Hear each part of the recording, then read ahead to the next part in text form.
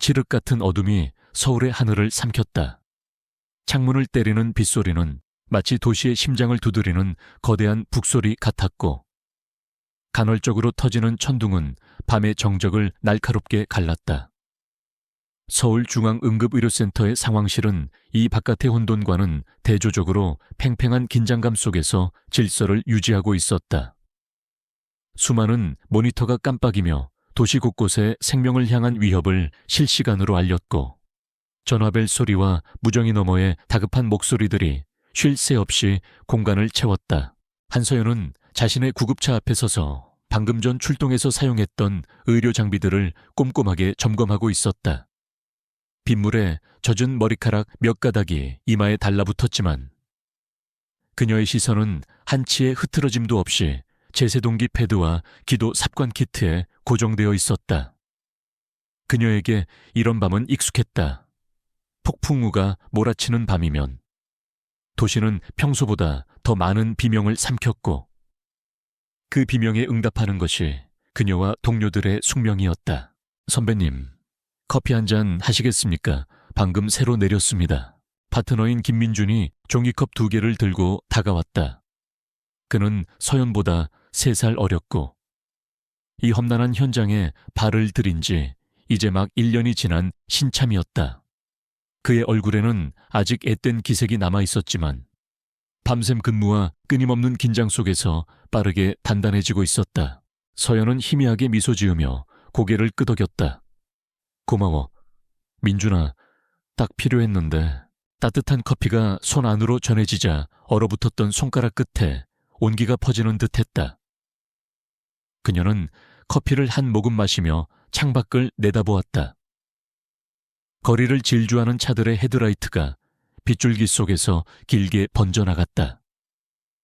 저 불빛들 중 하나가 또 다른 비극의 시작이 될 수도 있다는 생각에 마음이 무거워졌다.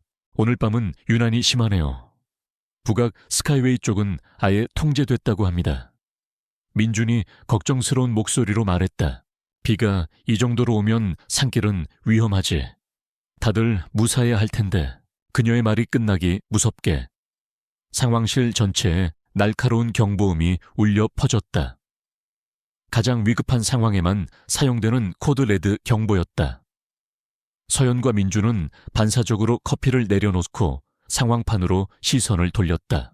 교통사고 발생 인왕산 외곽도로. 차량 단독 전복사고 신고자에 따르면 차량 상태가 심각하고 운전자가 의식이 없다고 함. 상황실장의 다급한 외침이 스피커를 통해 터져나왔다. 지도 위 한 지점이 붉게 깜빡였다. 인왕산 외곽도로. 평소에도 굽이진 길과 가파른 경사로 악명 높은 곳이었다. 이런 폭풍우 속에서는 지옥으로 변해 있을 것이 분명했다. 1팀. 한서연, 김민준 즉시 출동하라. 가장 가까운 위치다. 알겠습니다. 서연은 망설일 틈도 없이 소리쳤다. 두 사람은 거의 동시에 구급차를 향해 몸을 날렸다. 사이렌이 밤의 정적을 찢으며 울부짖었고, 구급차는 빗줄기를 가르며 어둠 속으로 뛰어들었다. 구급차 안은 숨막히는 긴장감으로 가득 찼다. 민주는 미끄러운 도로 위에서 핸들을 꽉 쥔 채 운전에 집중했고, 서연은 뒷좌석에서 무전으로 계속해서 현장 상황을 파악하며 필요한 장비들을 다시 한번 확인했다. 신고자와 연락이 계속 끊기고 있습니다. 마지막으로 들은 바로는 차량에서 연기가 피어오르고 있다고. 무정이 너머에서 들려오는 파편적인 정보들이 최악의 상황을 예고했다. 서연은 눈을 감고 심호흡을 했다. 두려움이 엄습할 때마다 그녀가 하는 습관이었다. 두려움을 인정하되 그것에 지배당하지 않는다. 현장에서 가장 필요한 것은 냉철한 판단력과 숙련된 기술, 그리고 생명을 구하겠다는 강한 의지뿐이었다. 사고 현장에 가까워질수록 길은 더욱 험난해졌다. 거센 비바람에 쓰러진 나뭇가지들이 도로를 가로막았고 한 치 앞도 분간하기 어려울 정도의 폭우가 시야를 가렸다. 민주는 몇 번이나 아슬아슬하게 장애물을 피하며 고개 운전을 해야 했다. 마침내 저 멀리 어둠 속에서 희미한 불빛이 보였다. 사고 차량이었다. 고급 세단으로 보이는 검은색 차가 가드레일을 들이받고 처참하게 찌그러진 채 도로 옆 비탈길에 반쯤 걸쳐 있었다. 한쪽 헤드라이트만이 위태롭게 깜빡이며 자신의 존재를 알리고 있었다. 세상에, 민준이 작게 탄식했다. 서연은 구급차가 멈추자마자 문을 열고 뛰쳐나갔다. 거센 비바람이 순식간에 그녀의 온몸을 적셨다. 그녀는 아랑곳하지 않고 재빨리 사고 차량으로 접근했다. 찌그러진 차체에서는 희미하게 연기가 피어오르고 있었고 언제 폭발할지 모르는 위험한 상황이었다. 민준아, 소방서에 긴급지원 요청하고 소화기 챙겨와 난 환자 상태부터 확인하겠어. 서연은 휴대용 랜턴으로 차 안을 비췄다. 운전석에는 한 남자가 피투성이가 된 채 쓰러져 있었다. 에어백이 터져 있었지만 충격이 워낙 컸던 탓인지 그의 상태는 심각해 보였다. 그는 의식이 없었고 머리에서는 피가 흘러내려 얼굴을 붉게 물들이고 있었다. 환자분 정신 차리세요. 제 말 들리세요.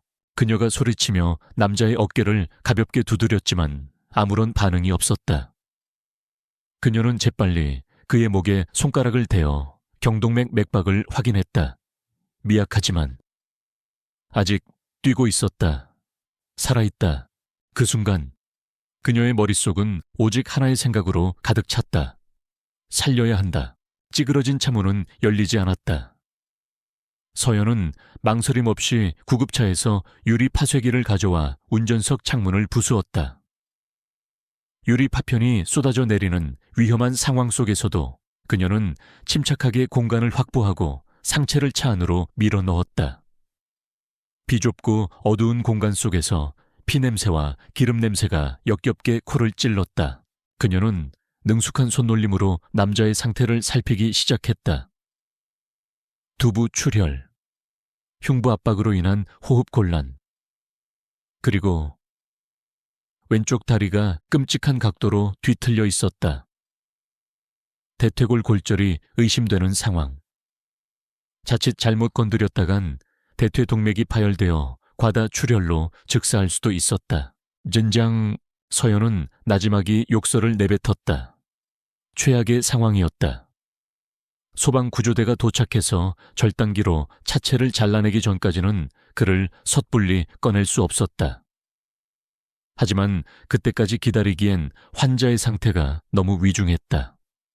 그의 호흡은 점점 약해지고 있었고 혈압도 급격히 떨어지고 있었다. 시간이 없어. 그녀는 결단을 내려야 했다. 여기서 응급처치를 하지 않으면 그는 구조대를 기다리다 심정지가 올 것이다. 서연은 즉시 휴대용 산소 마스크를 남자의 얼굴에 씌우고 좁은 공간 속에서 힘겹게 정맥주사 라인을 확보했다. 그의 팔을 찾아 혈관에 바늘을 꽂는 것은 거의 불가능에 가까운 일이었지만 그녀는 수년간의 경험으로 다져진 감각의 의지에 성공했다. 수액이 그의 몸속으로 흘러 들어가기 시작했다. 선배님, 소방차 오고 있습니다. 5분 내로 도착한답니다. 민준이 외치는 소리가 빗소리를 뚫고 들려왔다. 5분, 그 5분이 환자의 생사를 가를 것이다. 서연의 눈이 번뜩였다. 그녀는 남자의 흉부를 유심히 살폈다. 그의 왼쪽 가슴이 다른 쪽보다 덜 부풀어 오르는 것이 보였다. 긴장성 기흉, 폐에 구멍이 생겨 공기가 새어나와 심장과 반대쪽 폐를 압박하는, 즉각적인 조치가 없으면 사망에 이르는 치명적인 상태였다. 민준아, 흉관 삽입 키트 빨리. 그녀의 외침에 민준은 잠시 당황했다. 흉관 삽입은 현장에서 구급대원이 시행하기에는 매우 위험하고 까다로운 시술이었다.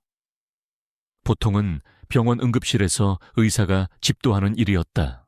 하지만 선배님, 너무 위험합니다. 환자 지금 죽게 생겼어.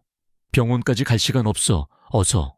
서연의 단호한 목소리에 민준은 더 이상 토를 달지 못하고 서둘러 의료 가방에서 흉관 삽입 키트를 꺼내 건넸다. 서연은 소독솜으로 남자의 옆구리를 빠르게 닦아낸 뒤 메스를 들었다. 그녀의 손은 조금의 떨림도 없었다. 빗물이 그녀의 눈으로 흘러 들어갔지만 그녀는 눈 한번 깜빡이지 않고 시술 부위에 집중했다. 그녀는 정확한 위치에 메스를 대고 피부를 절개했다. 그리고 겸자를 이용해 늑강은을 뚫고 흉곽 안으로 튜브를 밀어 넣었다. 쉭 하는 소리와 함께 흉곽에 차있던 공기가 빠져나오고 튜브 끝으로 붉은 피와 공기방울이 섞여 나왔다. 압박받던 폐가 다시 부풀어 오르기 시작했다. 남자의 불안정하던 활력 징후가 조금씩 안정을 되찾기 시작했다. 모니터의 산소 포화도 수치가 천천히 올라갔다. 서연은 그제야 참고 있던 숨을 길게 내쉬었다. 일단 가장 큰 고비는 넘겼다. 그때 요란한 사이렌 소리와 함께 소방차와 구조대가 현장에 도착했다. 구조대원들은 유압 절단기를 이용해 찌그러진 차체를 잘라내기 시작했다. 쇠가 찢어지는 굉음과 불꽃이 어지럽게 튀었다. 서연은 구조 작업이 진행되는 동안에도 환자 곁을 떠나지 않고 계속해서 그의 상태를 살폈다. 마침내 남자의 몸을 짓누르고 있던 차의 지붕이 잘려나갔다. 서연은 구조대원들과 함께 조심스럽게 그를 척추 고정판 위로 옮겼다. 그의 얼굴을 그제야 제대로 볼 수 있었다. 피와 흙으로 범벅이 되어 있었지만 날카로운 콧날과 굳게 담은 입술에서 평범한 사람이 아니라는 인상이 느껴졌다. 값비싼 시계와 고급스러운 옷차림도 그의 신분을 짐작게 했다. 하지만 서연에게 그는 그저 살려내야 할 환자일 뿐이었다. 이름도 직업도 그가 어떤 사람인지도 중요하지 않았다. 구급차에 그를 태우고 병원으로 질주하는 내내 그녀는 한시도 그의 곁을 떠나지 않고 바이탈을 체크하며 병원 응급실에 그의 상태를 보고했다. 30대 남성. 교통사고로 인한 다발성 외상. 의식불명. 현장에서 긴장성 기흉 처치 완료. 대퇴골 골절 의심. 혈압 90에 심맥박 100다 비시프에 차가운 도시의 밤. 폭풍우가 몰아치는 도로 위에서 한 생명이 꺼져가고 있었다. 그리고 그 생명을 붙들기 위해 한 여인이 자신의 모든 것을 걸고 사투를 벌이고 있었다. 그녀는 그 남자가 대한민국을 움직이는 거대 그룹의 총수, 권지혁이라는 사실을 꿈에도 모른 채 그저 자신의 소명을 다하고 있을 뿐이었다. 의식은 안개 속에서 길을 잃은 여행자처럼 서서히 돌아왔다. 가장 먼저 그를 맞이한 것은 규칙적으로 울리는 기계음과 코를 찌르는 소독약 냄새였다. 권지혁은 천천히 눈꺼풀을 들어 올렸다. 시야에 들어온 것은 생경할 정도로 새하얀 천장이었다. 그는 자신이 어디에 있는지, 무슨 일이 있었는지 즉시 파악하려 했지만 머릿속은 깨진 유리 조각처럼 파편화된 기억들로 가득 차 있었다. 어둠, 빗줄기, 핸들을 꺾는 감각, 그리고 끔찍한 충격과 함께 온몸을 꿰뚫는 듯한 고통. 그 혼돈의 기억 속에서 유일하게 선명한 것이 있었다. 낯설지만 침착하고 단호한 목소리. 환자분, 정신 차리세요. 제 말 들리세요. 호흡이 약해지고 있어. 시간이 없어. 괜찮을 겁니다. 제가 곁에 있을게요. 누구였을까? 꿈이었을까? 하지만 빗소리와 함께 깊게 울리던 그 목소리는 너무나도 생생했다. 마치 폭풍우 속에서 유일하게 자신을 붙잡아준 동아줄처럼 그의 흩어진 의식을 한데 묶어주는 유일한 끈이었다. 그는 몸을 일으키려 했지만 왼쪽 다리와 가슴에서 터져 나오는 극심한 통증에 나지막한 신음을 흘리며 다시 베개에 머리를 묻었다. 그제야 그는 자신의 몸 상태를 인지했다. 두껍게 감긴 붕대, 다리를 고정한 깁스, 팔에 꽂힌 여러 개의 링거 바늘. 그는 자신이 끔찍한 사고를 당했고 간신히 살아남았다는 사실을 받아들여야 했다. 권지혁, 대한민국 재계서열 1위, TK그룹의 최연소 회장, 25세 경영 일선에 뛰어들어 수많은 반대와 견제를 뚫고 10년 만에 그룹을 2배로 성장시킨 입지전적인 인물. 그의 인생에서 통제 불가능이란 단어는 존재하지 않았다. 하지만 지금 그는 자신의 몸 하나 제대로 가누지 못한 채 병원 침대에 무력하게 누워 있었다. 굴욕적인 기분이 들었지만 그보다 더 강렬한 것은 생존에 대한 안도감, 그리고 그 목소리에 대한 기묘한 궁금증이었다. 그때 병실 문이 조용히 열리고 한 남자가 들어왔다. 단정하게 빗어 넘긴 머리, 흐트러짐 없는 양복 차림의 박영진 비서였다. 그는 10년 넘게 권지혁의 그림자처럼 곁을 지켜온 인물이었다. 박 비서는 침대 곁으로 다가와 걱정이 가득한 눈으로 지혁의 상태를 살폈다. 회장님, 깨어나셨습니까? 의사 선생님을 부르겠습니다. 됐어. 지혁이 잠긴 목소리로 그를 제지했다. 상황부터 보고해. 여전히 힘없는 목소리였지만 그 안에는 거스를 수 없는 권위가 담겨 있었다. 박 비서는 잠시 망설이다가 결국 고개를 숙였다. 알겠습니다. 먼저 회장님의 상태는 대퇴골 복합골절, 늑골 3대 골절, 그리고 외상성 기흉이었습니다. 특히 기흉이 위험했는데 현장에 도착한 구급대원의 응급처치가 기적적으로 회장님의 생명을 구했다고 합니다. 의사 말로는 1분만 늦었어도 심정지가 왔을 거라고 했습니다. 지혁의 눈빛이 미세하게 흔들렸다. 역시 꿈이 아니었다. 그 목소리의 주인은 실제 하는 인물이었고 자신의 생명의 은인이었다. 그래, 그 구급대원, 네.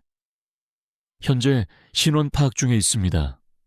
사고 현장이 워낙 외진 곳이라 기록을 찾는 데 시간이 조금 걸리고 있습니다. 박 비서는 지역의 개인적인 궁금증을 해결해 준 뒤 곧바로 본론으로 들어갔다. 그의 얼굴이 심각하게 굳어졌다. 회장님께서 의식을 잃으신 지난 사흘 동안 회사 상황이 좋지 않습니다. 사고 소식이 알려지자마자 TK그룹 주가는 5% 이상 폭락했습니다. 그리고 최강민 전무가 움직이기 시작했습니다. 최강민, 그 이름이 나오자 병실 안의 공기가 차갑게 얼어붙었다. 최강민은 TK그룹의 창립 멤버 아들로 평생을 권지혁의 그늘 아래서 2인자로 살아온 남자였다. 그는 언제나 지혁의 자리를 호시탐탐 노리고 있었고 뛰어난 능력만큼이나 위험한 야망을 품고 있었다. 최 전무는 회장님의 부재를 틈타 비상경영위원회를 소집했습니다. 표면적으로는 그룹의 위기 상황을 타개하기 위한 것이라지만 실질적으로는 이사회를 장악하고 경영권을 흔들려는 수작입니다. 몇몇 이사들이 이미 그쪽으로 넘어간 정황이 포착되었습니다. 권지혁은 눈을 감았다. 머리가 깨질 듯 아팠지만 그의 머릿속은 그 어느 때보다 차갑고 빠르게 회전하기 시작했다. 사냥개가 주인의 부재를 틈타 왕좌를 넘보는 꼴이었다. 그는 최강민이 이런 기회를 놓칠 리 없다고 생각했다. 사고 역시 단순한 사고가 아닐 수도 있다는 끔찍한 의심이 뇌리를 스쳤다. 내가 잠든 사이에 여우들이 잔치를 벌였군. 지혁이 차갑게 읊조렸다. 그는 다시 눈을 떴다. 통증과 무력감으로 흐릿했던 그의 눈빛은 사라지고 상대를 압도하는 날카롭고 냉철한 왕의 눈빛이 돌아와 있었다. 박 비서, 네. 회장님, 지금 당장 언론에 내 이름으로 공식 성명을 발표해. 건강 상태는 양호하며 곧 경영에 복귀할 것이다. 주가부터 안정시켜. 하지만 회장님의 상태가, 내 상태는 내가 결정해. 그리고 비상경영위원회에 참석하는 이사들 명단을 전부 내게 보고해. 누가 내 편이고 누가 적인지 알아야겠다. 최강민의 모든 통화 내역과 자금 흐름, 만나는 사람들까지 전부 파악해. 쥐새끼 한 마리 놓치지 말고. 병상에 누워있는 사람이라고는 믿기지 않는 명령이었다. 박 비서는 오히려 안도하는 표정을 지었다. 그가 알던 권지혁 회장이 돌아온 것이다. TK그룹이라는 거대한 제국을 지배하는 냉철한 군주. 알겠습니다. 즉시 처리하겠습니다. 박 비서는 보고할 서류들을 꺼내 침대 옆 테이블에 올려놓았다. 이것은 회장님께서 부재 중에 결제가 보류된 안건들입니다. 특히 바이오 사업부의 신약개발 프로젝트 M&A 건은 최 전무가 강하게 드라이브를 걸고 있습니다. 지혁은 서류를 천천히 훑어보았다. 그의 미간이 좁혀졌다. 최강민이 노리는 M&A 건은 겉보기에는 유망해 보였지만 내부적으로는 기술 유출의 위험과 거품이 낀 기업 가치 등 여러 독소 조항을 품고 있는 위험한 거래였다. 최강민은 단기적인 성과에 눈이 멀어 그룹 전체를 위험에 빠뜨리려 하고 있었다. 이 거래, 당장 중단시켜. 그리고 이사들에게는 내가 직접 검토한 후에 결정할 거라고 전해. 알겠습니다. 1시간가량 업무 보고와 지시가 이어졌다. 지혁은 자신의 몸 상태를 잊은 듯 TK그룹이라는 거대한 배의 항로를 다시 바로잡기 시작했다. 그의 머릿속은 온통 최강민을 어떻게 쳐내고 그룹을 안정시킬 것인가에 대한 전략으로 가득 찼다. 모든 보고를 마친 박 비서가 자리에서 일어나려 할 때 지혁이 그를 불렀다.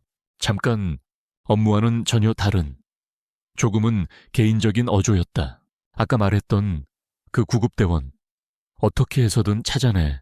박 비서는 잠시 의아한 표정을 지었지만 이내 지역의 의도를 파악하고 정중하게 고개를 숙였다. 회장님이 누군가에게 이토록 개인적인 관심을 보이는 것은 처음이었다. 네, 회장님, 서울시 전체 소방재난본부 기록을 확인해서라도 반드시 찾아내겠습니다. 박 비서가 병실을 나간 후 지역은 다시 혼자가 되었다. 그는 창밖을 바라보았다.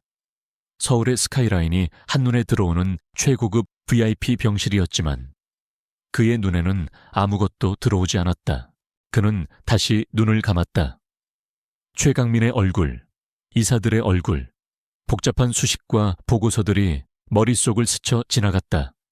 하지만 그 모든 것을 밀어내고 다시 그 목소리가 귓게 울렸다.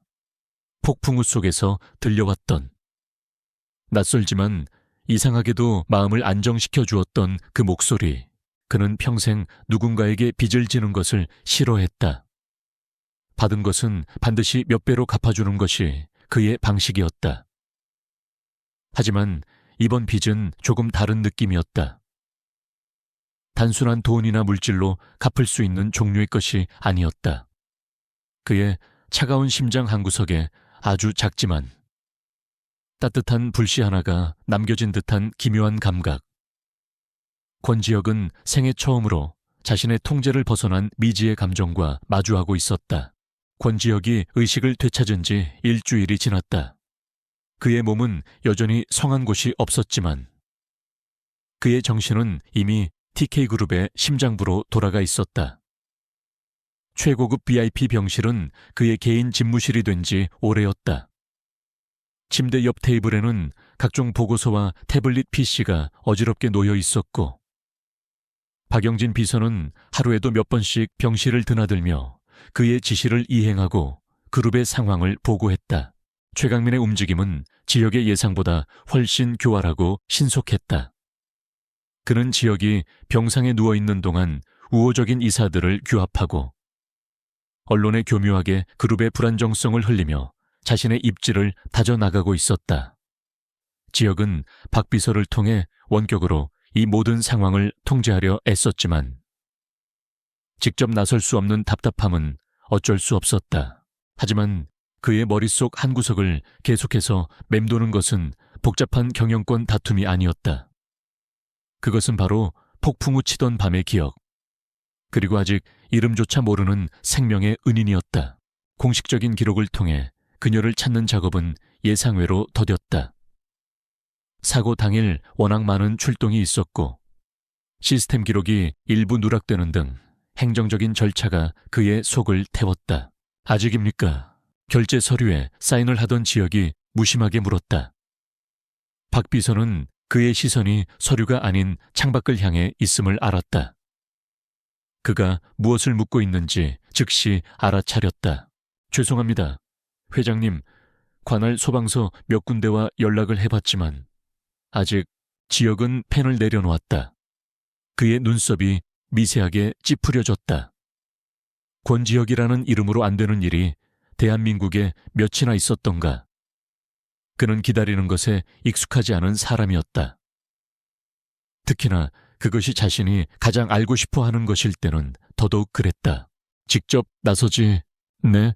TK그룹의 정보팀을 움직여 서울시 전역의 구급대원 명단, 그날 밤 사고 현장 인근에서 출동한 모든 팀의 기록을 전부 긁어모아 24시간 주지, 그 안에 찾아내.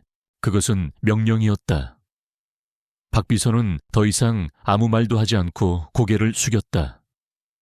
회장님이 공적인 자원을 사적인 일에, 그것도 이렇게까지 노골적으로 사용하는 것은 처음 있는 일이었다. 그만큼 그에게 중요한 일이라는 의미였다. 결과는 12시간도 채 되지 않아 나왔다. 박 비서는 한서연이라는 이름이 적힌 간단한 인적사항 파일을 지혁에게 건넸다. 파일 속 증명사진의 그녀는 단정하게 머리를 묶고 옅은 미소를 띠고 있었다. 평범하지만 그 안에 담긴 강단 있는 눈빛이 왠지 낯설지 않았다. 지혁은 한서연의 근무 기록과 사고 당일의 출동 보고서를 오랫동안 말없이 들여다보았다. 보고서에 건조한 문체로 기록된 응급처치 내용들, 흉관 삽입, 정맥로 확보, 쇼크 방지 처치, 은 그에게 다시 한번 그날 밤의 사투를 상기시켰다. 그녀가 아니었다면 자신은 지금 이 자리에 없었다. 준비해. 지혁이 자리에서 일어나려 애쓰며 말했다. 박 비서가 황급히 그를 부축했다. 회장님, 아직 퇴원은 무리입니다. 의사도 절대 안정을 취하라고. 잔소리는 그만하고 휠체어랑 옷이나 가져와. 직접 가봐야겠다. 그의 목소리는 단호했다. 박 비서는 그의 고집을 꺾을 수 없다는 것을 잘 알았다. 잠시 후 지혁은 환자복 대신 맞춤 제작한 최고급 정장 차림으로 휠체어에 앉아 있었다. 다리의 깁스와 군데군데 보이는 상처의 흔적이 그의 불편한 상태를 말해 주었지만 그의 존재감은 조금도 위축되지 않았다. 오히려 부상당한 맹수와 같은 위태롭고 날카로운 분위기를 풍겼다.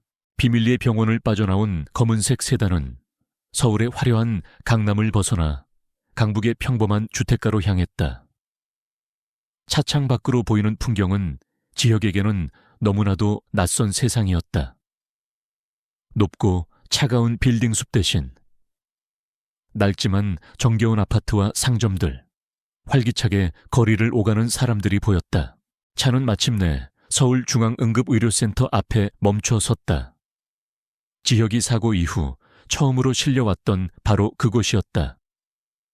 건물은 최신식도, 웅장하지도 않은 지극히 기능적인 모습이었다.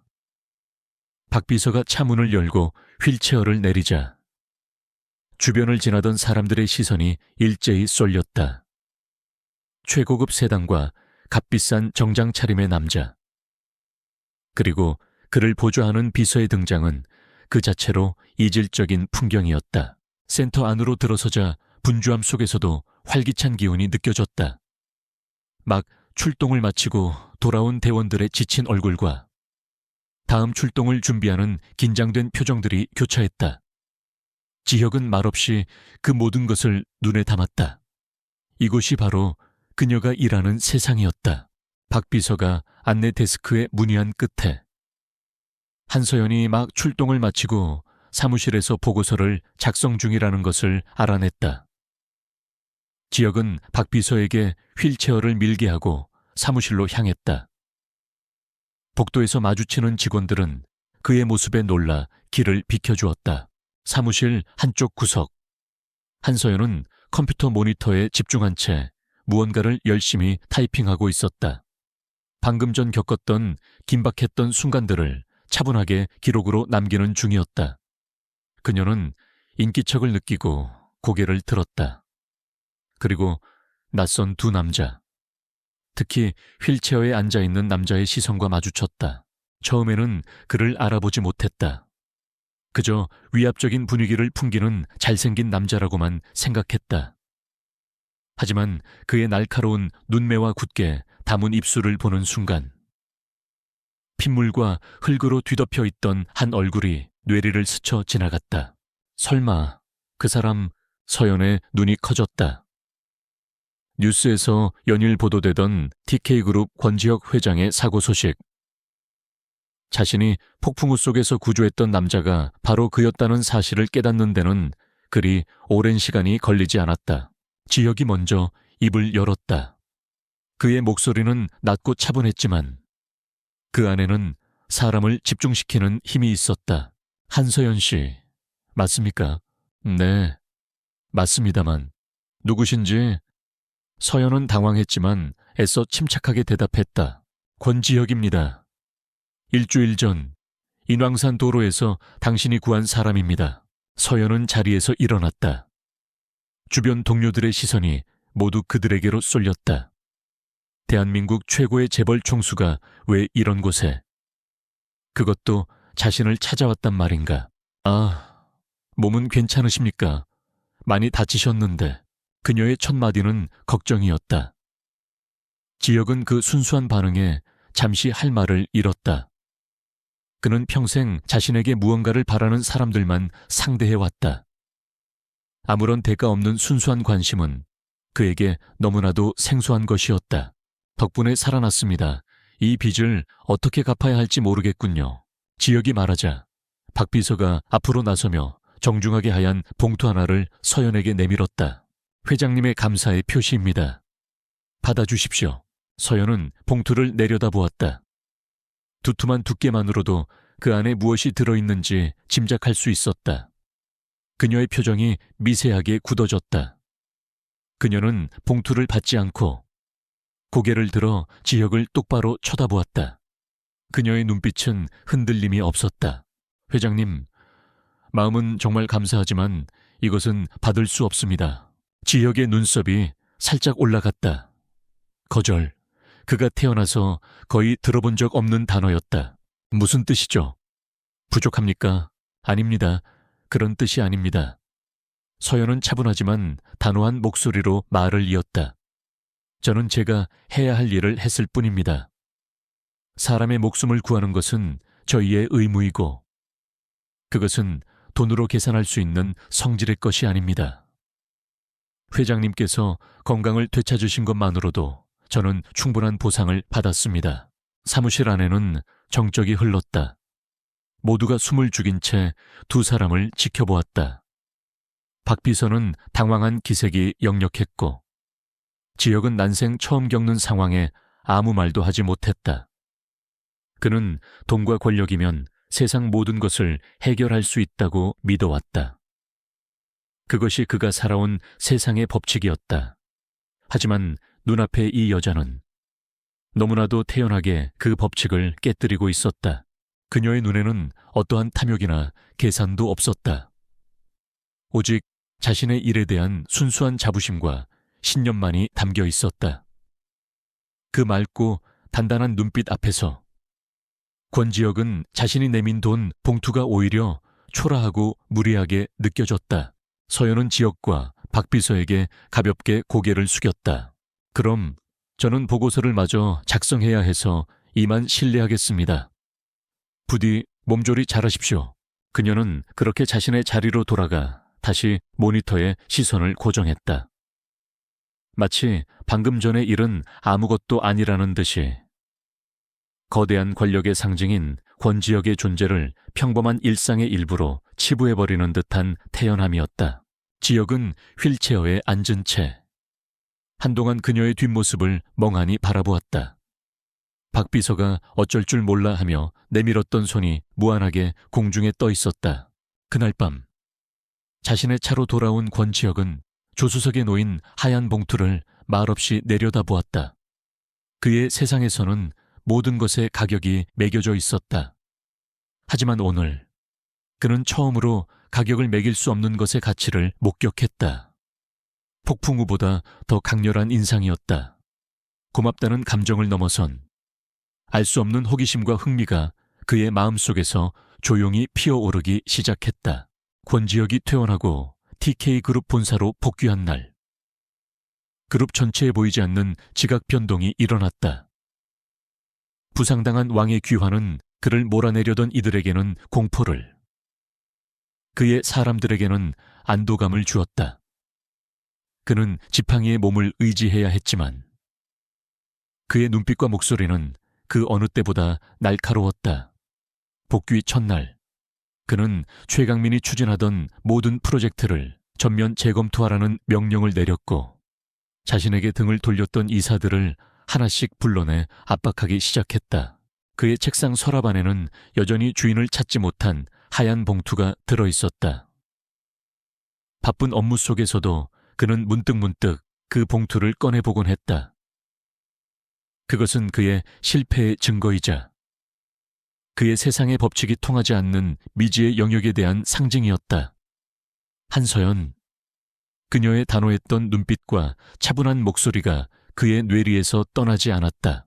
그는 그녀에게 돈이 아닌 다른 방식으로 접근해야 한다는 것을 깨달았다. 그의 방식이 틀렸음을 인정해야 했다. 권지혁에게 실패를 인정하는 것은 익숙하지 않은 일이었지만 이번만은 예외였다. 며칠 후 서울중앙응급의료센터장, 앞으로 TK그룹 회장 명의의 공식 서한이 도착했다. 서한의 내용은 그룹 차원에서 서울시 응급의료 시스템 발전을 위해 10억 원을 기부하겠다는 것과 감사의 의미로 이번 사고 당시 현장에 출동했던 구급대원들을 초청해 저녁 식사를 대접하고 싶다는 것이었다. 그리고 말미에는 특히 현장에서 결정적인 응급처치를 시행한 한서연 대원의 참석을 간곡히 부탁드린다는 문구가 덧붙여져 있었다. 센터장은 서한을 들고 곧장 서연을 찾아왔다. 한대원, 이거 어떻게 된 일인가? TK그룹 회장이 직접 자네를 지목했는데. 서연은 서한의 내용을 보고 깊은 한숨을 내쉬었다. 이것은 거절할 수 없는 초대였다. 개인적인 만남이 아니라 센터 전체와 관련된 공식적인 행사였다. 그녀가 거절한다면 조직 전체의 입장이 난처해질 수 있었다. 권지혁이라는 남자는 그녀가 빠져나갈 수 없도록 교묘하게 판을 짠 것이었다. 그녀는 그의 치밀함에 혀를 내둘렀다. 알겠습니다. 센터장님, 참석하겠습니다. 약속된 날 저녁, 서연은 어색한 마음으로 옷장 앞에 섰다. 그녀가 가진 옷이라고는 평상복과 근무복이 전부였다. TK그룹 회장과의 저녁 식사 자리에 어울릴 만한 옷은 단 한 벌도 없었다. 고민 끝에 그녀는 몇 년 전 동생의 결혼식 때 입었던 단정한 남색 원피스를 꺼내 입었다. 화려하진 않지만 깔끔하고 단아한 옷이었다. 약속 장소는 서울의 야경이 한눈에 내려다 보이는 63빌딩 최상층의 프렌치 레스토랑이었다. 입구에서부터 느껴지는 화려하고 중압적인 분위기에 서연은 저도 모르게 주눅이 들었다. 박 비서의 안내를 받아 들어간 프라이빗 룸에서 권지혁은 이미 그녀를 기다리고 있었다. 그는 지팡이를 옆에 둔 채 창가에 서서 서울의 야경을 내려다보고 있었다. 완벽하게 몸에 맞는 검은색 정장은 그의 넓은 어깨와 긴 다리를 더욱 돋보이게 했다. 병원에서 봤던 환자의 모습은 온데간데 없고 제국을 다스리는 젊은 황제의 모습만이 남아있었다. 그는 서연을 발견하고는 부드럽게 미소 지으며 다가왔다. 와주셔서 감사합니다. 한서연 씨, 그날 이후로 정식으로 감사 인사를 할 기회만 엿보고 있었습니다. 아닙니다. 초대해 주셔서 감사합니다. 두 사람 사이에는 어색한 침묵이 흘렀다. 서연은 화려한 레스토랑의 풍경과 눈앞의 남자가 만들어내는 비현실적인 분위기에 좀처럼 적응하지 못했다. 지혁은 그런 그녀의 마음을 읽었는지 일부러 가벼운 화제를 꺼내며 대화를 이끌었다. 구급대원 일은 언제부터 하셨습니까? 대학 졸업하고 바로 시작했으니 이제 7년 차입니다. 힘들지 않으십니까? 매일 생사를 오가는 현장에 있다는 것이 힘들 때도 있지만 보람이 더 큽니다. 제가 뻗은 손길 하나가 한 사람의 인생을 그리고 그 가족의 세계를 지킬 수 있으니까요.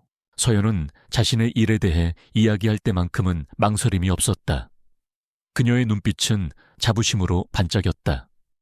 지혁은 그런 그녀의 모습을 흥미롭게 관찰했다. 그는 수많은 사람들을 만나봤지만 그녀처럼 자신의 신념이 단단하게 뿌리내린 사람은 처음이었다. 대부분의 사람들은 그의 돈과 권력 앞에서 자신을 감추거나 과장하기 바빴다. 하지만 그녀는 달랐다. 식사가 시작되고 분위기가 조금씩 부드러워질 무렵 예고 없는 불청객이 나타났다. 이런, 권 회장, 여기서 저녁 식사를 하고 있을 줄은 몰랐는데 몸은 좀 괜찮으신가? 능글맞은 목소리와 함께 최강민이 룸 안으로 들어섰다. 그는 마치 우연히 마주친 것처럼 행동했지만 그의 눈빛은 지혁과 그 맞은편에 앉은 서연을 예리하게 훑고 있었다. 지혁의 표정이 순간 차갑게 굳었다. 최 전무, 여긴 어쩐 일이지? 마침 이 근처에서 약속이 있어서 말이야. 그런데 옆에 계신 분은 누구신지 소개해 주시겠나? 처음 뵙는 얼굴인데. 최강민의 시선이 노골적으로 서연에게 향했다. 그의 눈에는 단순한 호기심 이상의 상대를 파악하고 약점을 찾으려는 교활한 빛이 서려 있었다. 지혁이 입을 열기 전에 서연이 먼저 자리에서 일어나 가볍게 고개를 숙였다. 안녕하십니까. 서울중앙응급의료센터 소속 한서연입니다. 아, 구급대원 그렇군요. 최강민은 흥미롭다는 듯이 고개를 끄덕였다. 우리 권 회장께서 아주 귀한 분과 식사를 하고 계셨군. 회장님의 생명의 은인이시라더니. 바로 이분이셨나? 그의 말은 겉으로는 칭찬이었지만 그 안에는 어째서 회장이 일개 구급대원과 단둘이 이런 곳에서 식사를 하는가에 대한 의심과 조롱이 담겨 있었다. 지혁이 낮은 목소리로 받아쳤다. 내 생명의 은인에게 감사하는 자리를 마련하는 건 당연한 일이지. 최 전무야말로 남의 자리에 불쑥 끼어드는 무례를 범하고 있는 것 아닌가. 팽팽한 긴장감이 테이블 위를 감돌았다. 서연은 숨을 죽였다. 방금 전까지의 부드러운 분위기는 사라지고 두 남자 사이에서 보이지 않는 칼날이 부딪히는 것이 느껴졌다. 그녀는 비록 그들의 사업적인 관계나 암투에 대해서는 알지 못했지만 최강민이라는 남자가 권지혁에게 얼마나 위협적인 존재인지는 본능적으로 느낄 수 있었다. 예의 바른 미소 뒤에 숨겨진 잔인함과 탐욕. 그것은 그녀가 응급 현장에서 마주쳤던 그 어떤 위험보다도 더 차갑고 섬뜩한 것이었다. 최강민은 어깨를 으쓱하며 웃어 보였다. 알겠네. 알겠어. 중요한 자리인 줄 몰랐군. 그럼 방해하지 않을 테니 두 분 좋은 시간 보내시게. 그는 마지막으로 서연을 다시 한번 훑어본 뒤 미련 없이 룸을 나갔다. 하지만 그가 남긴 불쾌한 기운은 쉽게 사라지지 않았다. 저녁 식사는 그렇게 끝이 났다. 화려했던 음식들은 맛을 느낄 수 없었고 아름다웠던 서울의 야경은 눈에 들어오지 않았다. 지혁의 차가 서연의 낡은 아파트 앞에 멈춰 섰을 때 두 사람 사이에는 무거운 침묵만이 흘렀다. 오늘 일은 미안합니다. 괜히 불편한 자리에 오시게 해서. 지혁이 먼저 침묵을 깼다. 아닙니다. 회장님께서 사과하실 일은 아닌 것 같습니다. 서연이 조용히 대답했다. 그녀는 그가 아닌 그를 둘러싼 세상을 본 것이었다. 그녀는 차에서 내렸다. 화려한 세단과 낡고 초라한 아파트의 풍경이 극명한 대조를 이루었다. 차창을 사이에 두고 두 사람은 잠시 서로를 바라보았다. 너무나도 다른 세계에 살고 있는 두 사람이었다. 오늘 밤의 저녁 식사는 두 사람의 거리를 좁히기는커녕 그들 사이에 놓인 거대하고 깊은 강을 확인시켜 주었을 뿐이었다.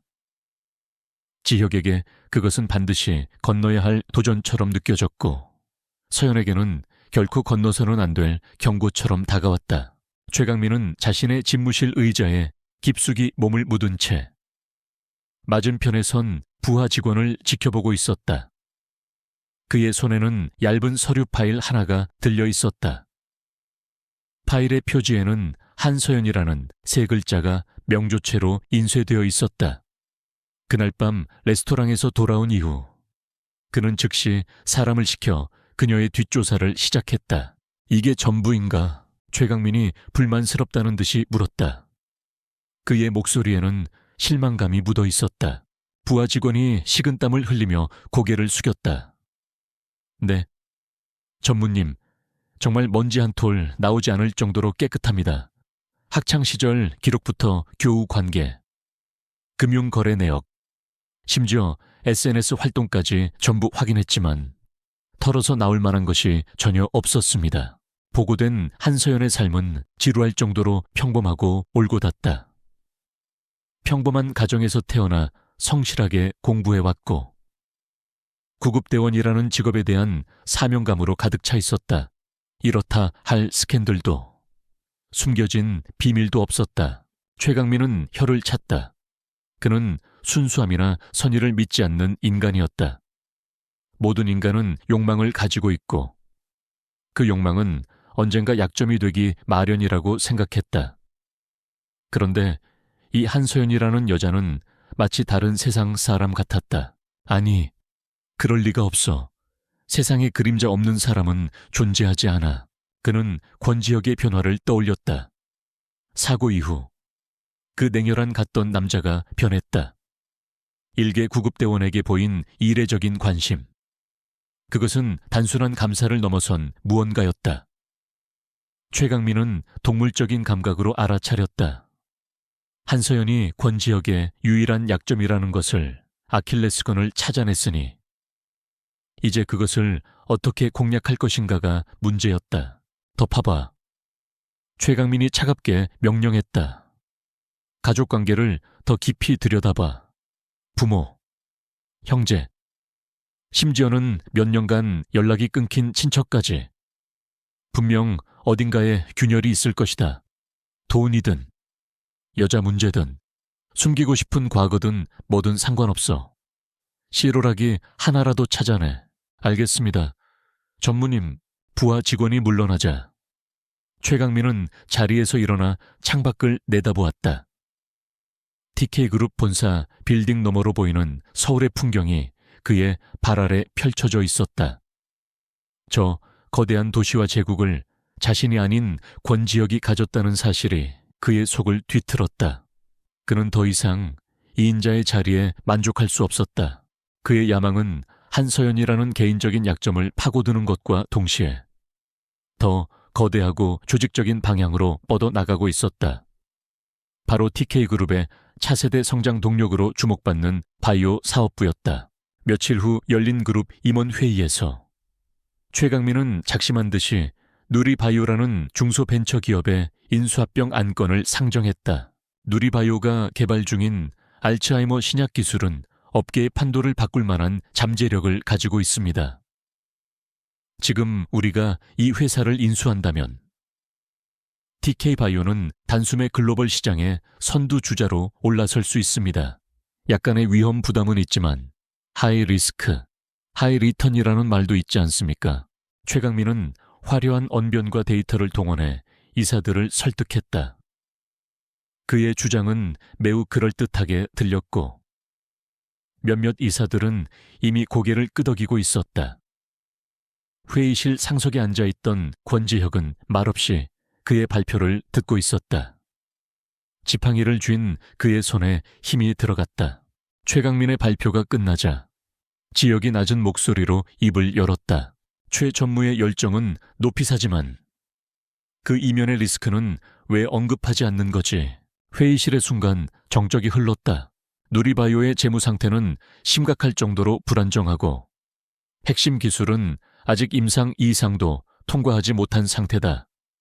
우리가 인수하는 순간 그들의 부실 경영과 불확실한 기술 개발 비용까지 모두 떠안게 되는 거야. 이건 투자가 아니라 도박이야.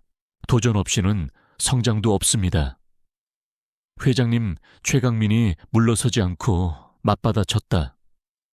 회장님께서 사고 이후로 너무 몸을 사리시는 것 아닙니까? 기회는 기다려주지 않습니다. 그의 말에는 지역이 사고 후유증으로 판단력이 흐려졌다는 뉘앙스가 교묘하게 섞여 있었다. 회의실의 공기가 얼어붙었다. 그것은 회사를 위한 건전한 토론이 아니라 명백한 권력 다툼의 시작이었다. 지역은 더 이상 그와 논쟁하지 않았다. 대신 서늘한 눈빛으로 회의실을 둘러보며 말했다. 이 안건은 보류한다. 내가 직접 누리바이오의 기술력과 재무 상태를 원점에서부터 재검토하겠어. 내 허락 없이는 누구도 이 건에 대해 독단적으로 움직이지 마. 그의 말은 최종 선고와도 같았다. 최강민은 분한 표정을 감추지 못했지만 더 이상 반박할 수는 없었다. 하지만 그는 포기하지 않았다. 권지혁이 막아선다면 그를 끌어내려서라도 자신의 계획을 관철시킬 생각이었다. 그리고 그 열쇠는 한서연이 쥐고 있었다. 그 시각 서연은 아무것도 모른 채 평소와 같은 일상을 보내고 있었다. 심정지 환자를 살리기 위해 도로 위에서 가슴 압박을 하고 교통사고 현장에서 피를 흘리는 부상자를 돌보았다. 그녀에게 권지혁과 최강민의 세계는 다른 행성의 이야기처럼 멀게만 느껴졌다. 한편 최강민의 지시를 받은 사람들은 집요하게 그녀의 주변을 파고들었다. 마침내 그들은 서연의 아버지에 대한 기록에서 작은 흠집 하나를 찾아냈다. 15년 전 서연의 아버지는 작은 하청 공장을 운영하다가 대기업의 부당한 단가 후려치기와 기술 탈취로 인해 하루아침에 부도를 맞고 길거리에 나앉은 적이 있었다. 가족 전체가 몇 년간 극심한 생활고에 시달렸던 아픈 과거였다. 보고를 받은 최강민의 입가에 비열한 미소가 번졌다. 찾았군. 그에게는 이 사실만으로도 충분했다. 그는 이 과거를 이용해 한서연이 대기업에 대한 복수심으로 TK그룹 회장인 권지혁에게 의도적으로 접근했다는 추악한 스캔들을 만들어낼 계획을 세웠다. 동시에 그녀의 아픈 과거를 이용해 그녀 자신을 흔들 수도 있었다. 어둠 속에서 거대한 음모의 거미줄이 쳐지고 있었다. 그 중심에는 아무것도 모르는 한서연이 있었고 거미줄의 끝은 권지혁의 심장을 겨누고 있었다. 늦은 밤 자신의 집무실에 홀로 남은 권지혁은 박 비서로부터 두 가지 보고를 받았다.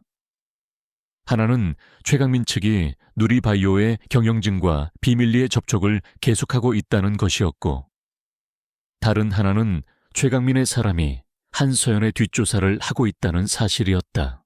권지혁은 말없이 창밖을 바라보았다. 그의 표정은 분노로 차갑게 굳어 있었다. 최강민의 칼날이 어디를 향하고 있는지 명확해졌다. 이제 이 싸움은 단순히 그룹의 경영권을 둘러싼 다툼이 아니었다. 자신이 지켜주고 싶은 한 사람의 인생을 건 싸움이기도 했다. 어둠이 짙게 깔린 도시의 불빛을 내려다보며 그는 결심했다. 어떤 수를 써서라도 그 어둠이 그녀에게 닿지 못하게 하리라고. 최강민의 칼날이 한서연을 향하고 있다는 사실을 인지한 순간 권지혁의 머릿속은 차가운 분노로 가득 찼다. 그는 평생 자신의 영역을 침범하는 것을 용납하지 않았다. 그런데 최강민은 감히 그 영역을 넘어 그가 지키고 싶다고 생각하기 시작한 사람을 위협하고 있었다. 이것은 용서할 수 없는 도발이었다. 그는 즉시 TK그룹 내에서도 극소수만 아는 보안팀을 호출했다. 수년간 그룹의 핵심 정보와 오너 일가의 안전을 책임져온 최정예 조직이었다. 지금부터 한서연 씨를 24시간 밀착 보호한다. 보안팀장이 당황한 표정으로 되물었다. 회장님, 대상자가 알아채지 못하게 하는 것은 거의 불가능합니다. 일반인에게 전문적인 경호를 붙이는 것은 알아채게 하라는 게 아니야. 그림자처럼 움직여. 그녀의 일상에 조금의 방해도 주지 마. 하지만 어떤 위협이든 개미 새끼 한 마리라도 그녀에게 접근하지 못하게 막아. 최강민 쪽에서 사람을 붙였을 수도 있으니 주변 인물들을 철저히 파악해. 그의 명령은 단호했다. 그는 이것이 최선이라고 믿었다. 서연이 사는 세상은 선의로 가득 차 있을지 모르지만 자신이 사는 세상은 야수들이 우글거리는 정글이었다. 정글의 포식자로부터 그녀를 지키기 위해서는 정글의 법칙을 이용해야만 했다. 그의 보호는 경호팀을 붙이는 것에서 그치지 않았다. 그는 박비서를 시켜 15년 전 그녀의 아버지를 파산으로 몰고 갔던 대기업에 대한 재조사를 지시했다. 당시에 불공정 거래 증거를 찾아내고 어떻게든 그 억울함을 풀어줄 방법을 강구하기 시작했다. 그는 그녀가 모르는 사이 그녀의 과거 상처까지 치유해주고 싶었다. 그것이 그가 그녀에게 진 빚을 갚는 방식이라고, 그리고 그녀를 보호하는 방식이라고 생각했다. 그의 세상에서는 그것이 배려이자 보호의 다른 이름이었다. 하지만 한서연의 세상에서는 그것이 감시이자 통제로 느껴졌다. 처음에는 그저 기분 탓이라고 생각했다. 출퇴근길에 자꾸만 백미러에 비치는 검은색 세단. 동네 마트에서 장을 볼 때마다 시야 구석에서 어른거리는 낯선 남자들의 모습. 그녀는 예민한 편이 아니었지만 수많은 응급 현장에서 단련된 그녀의 감각은 무언가 이상하다는 신호를 계속해서 보내고 있었다. 결정적인 사건은 어느 늦은 밤에 일어났다. 야간 근무를 마치고 지친 몸을 이끌고 집 앞 골목길에 들어섰을 때였다. 술에 취한 중년 남자가 그녀의 앞을 막아서며 시비를 걸기 시작했다. 흔히 있을 수 있는 일이었다. 서연은 침착하게 남자를 피해 지나가려 했다. 바로 그 순간이었다. 어디선가 나타났는지 모를 검은 양복 차림의 남자 2명이 순식간에 나타나 취객의 양팔을 붙잡았다. 그들의 움직임은 소리 없이 간결했고 위협적이었다. 취객은 비명 한 번 지르지 못하고 그들에게 끌려 골목길 어둠 속으로 사라졌다. 모든 것이 눈 깜짝할 사이에 일어났다. 서연은 그 자리에 얼어붙었다. 등골을 타고 서늘한 소름이 돋았다. 방금 전의 상황은 우연이 아니었다. 그 남자들은 자신을 지키기 위해 나타난 사람들이었다. 그리고 이 모든 것을 지시한 사람이 누구인지 그녀는 단번에 알 수 있었다. 분노가 머리끝까지 치밀어 올랐다. 그는 대체 자신을 뭐라고 생각하는 것일까? 도움이 필요한 연약한 아가씨 돈과 권력으로 제멋대로 주무를 수 있는 인형 그녀의 인생은 온전히 그녀 자신의 것이었다. 비록 화려하지는 않아도 스스로의 힘으로 당당하게 지켜온 소중한 삶이었다. 그런데 권지혁은 그것을 무시하고 자신의 방식을 그녀에게 강요하고 있었다. 다음 날 서연은 근무가 끝나자마자 망설임 없이 TK그룹 본사로 향했다. 평범한 근무복 차림의 그녀는 화려한 로비를 가로질러 안내 데스크로 향했다. 권지혁 회장님, 좀 만나러 왔습니다. 직원은 갑작스러운 방문객을 위아래로 훑어보며 난처한 표정을 지었다. 약속은 하셨습니까? 약속은 안 했지만 제 이름 한서연이라고 전하면 만나주실 겁니다. 그녀의 단호한 태도에 결국 직원은 인터폰을 들었다. 잠시 후 박영진 비서가 황급히 로비로 내려왔다. 그는 서연의 모습을 보고 모든 상황을 파악한 듯 곤란한 표정을 지었다. 한서연 씨, 어쩐 일로 권지혁 씨와 할 얘기가 있습니다. 길을 안내해 주시죠. 결국 서연은 박 비서의 안내를 받아 최상층에 위치한 회장실 문 앞에 섰다. 그녀는 심호흡을 한번 하고 노크도 없이 문을 활짝 열었다. 거대한 집무실 안. 권지혁은 보고 서류를 검토하다가 갑작스러운 그녀의 등장에 놀라 고개를 들었다. 한서연 씨. 서연은 곧장 그의 책상 앞으로 걸어갔다. 그녀의 눈은 분노로 불타고 있었다. 당신, 대체 무슨 짓을 하고 있는 거죠? 지혁은 잠시 무슨 말인지 모르겠다는 듯 그녀를 바라보다가 이내 상황을 파악하고 자리에서 일어났다. 무슨 말인지 모르겠군요. 모르시겠다고요. 서연의 목소리가 날카롭게 높아졌다. 내 뒤에 사람 붙인 거. 당신이 한 짓 아니에요. 내 일거수일투족을 감시하고 내 인생에 멋대로 끼어드는 거. 대체 누구 허락받고 하는 짓이냐고요. 지혁의 표정이 굳어졌다. 감시가 아니요. 보호요. 보호요. 서연은 어이가 없다는 듯이 웃었다. 그게 보호라고 생각하세요. 그건 통제예요. 당신 식대로 내 삶을 재단하고 관리하려는 오만한 발상일 뿐이라고요. 난 당신의 도움이 필요 없어요. 내 삶은 내가 알아서 해요. 내 세상에는 나름의 규칙이 있고 나는 그 안에서 살아남는 법을 충분히 알고 있어요. 지혁은 그녀의 분노를 이해할 수 없었다. 그는 선의로 한 일이었다. 그녀를 위험에서 지켜주고 싶었을 뿐이었다. 당신은 최강민이라는 자가 어떤 인간인지 몰라. 그는 당신을 이용해 나를 공격하려 하고 있어. 당신은 나 때문에 위험에 처한 거란 말이오. 그래서요. 그래서 내 동의도 없이 내 삶을 멋대로 침범해도 된다는 건가요? 그건 존중이 아니에요. 당신은 날 믿지 못하는 거예요. 나라는 사람을 믿는 게 아니라 당신의 힘과 돈만 믿고 있는 거라고요. 두 사람의 시선이 허공에서 팽팽하게 부딪혔다. 서로의 세계는 너무나도 달랐다. 지역에게 보호는 곧 물리적인 안전과 위협의 제거를 의미했다. 하지만 서연에게 보호는 상대를 한 인격체로서 존중하고 그녀의 자율성을 믿어주는 것을 의미했다. 그의 최선이 그녀에게는 최악의 모욕이 된 것이다. 서연은 더 이상 할 말이 없다는 듯 마지막 말을 뱉어냈다. 정말로 저를 존중하신다면 저를 내버려 두세요. 저를 당신이 관리해야 할 수많은 자산 중 하나로 만들지 말아주세요. 그녀는 차갑게 돌아섰다. 거대한 집무실에 홀로 남겨진 권지혁은 망연자실한 표정으로 그녀가 사라진 문을 바라보았다. 그는 처음으로 자신의 힘과 돈이 누군가를 밀어내는 무기가 될 수도 있다는 사실을 깨달았다. 그녀를 지키려던 그의 행동은 오히려 두 사람 사이에 건널 수 없는 깊은 강을 만들어버렸다. 그는 혼란스러웠다. 대체 무엇이 잘못된 것일까? 권지혁과의 격렬한 다툼 이후 한서연의 일상은 위태로운 평온함 속으로 돌아왔다. 그녀를 따라다니던 검은 세단은 사라졌고 더 이상 보이지 않는 시선도 느껴지지 않았다.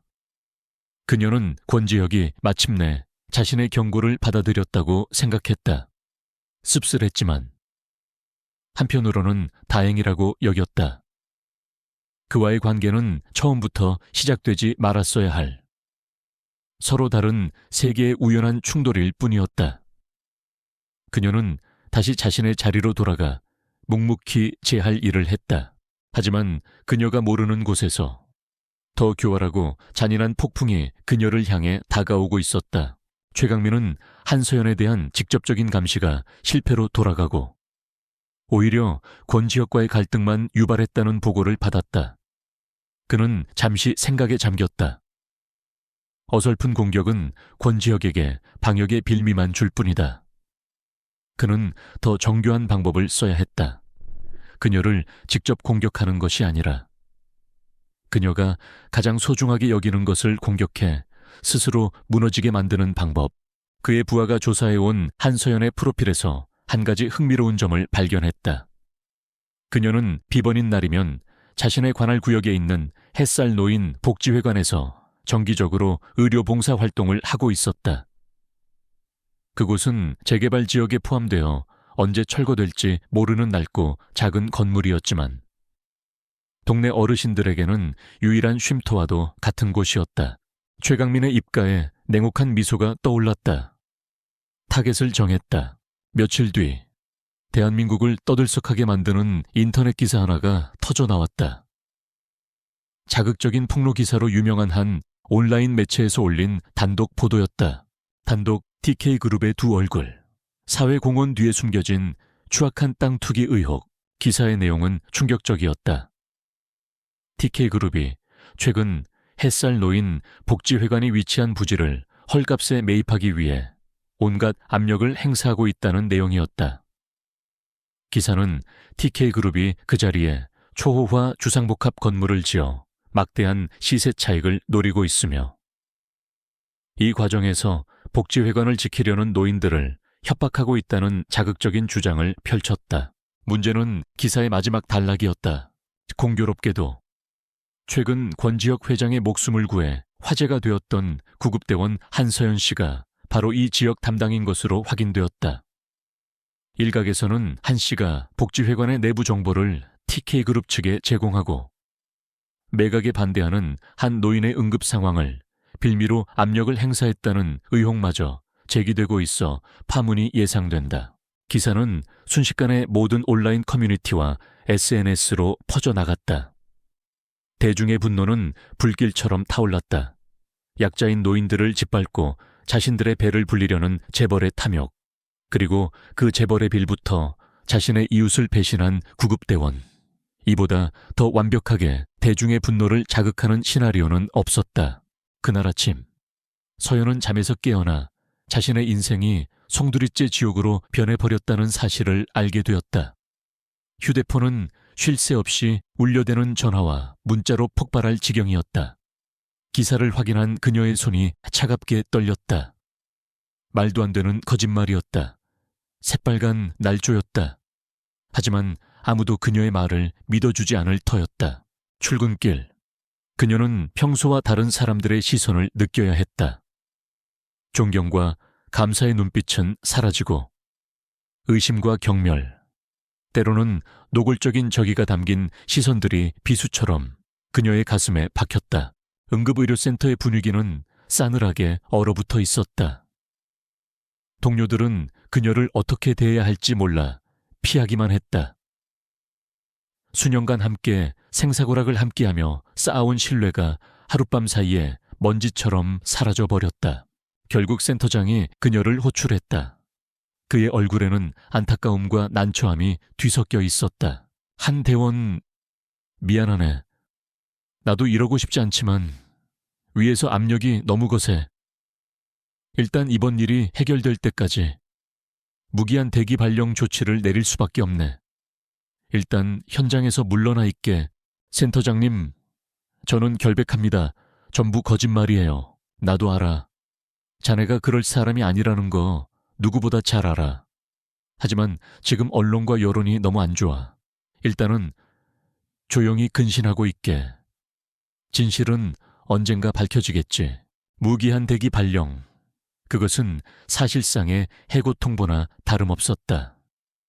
구급대원에게 현장을 떠나라는 것은 군인에게서 총을 빼앗는 것과 같았다. 그녀의 삶 그 자체였던 일이. 그녀의 자부심이었던 유니폼이 한순간에 그녀에게서 박탈당했다. 그녀는 힘없이 센터장실을 걸어 나왔다. 동료들의 동정 어린 시선이 더욱 비참하게 느껴졌다.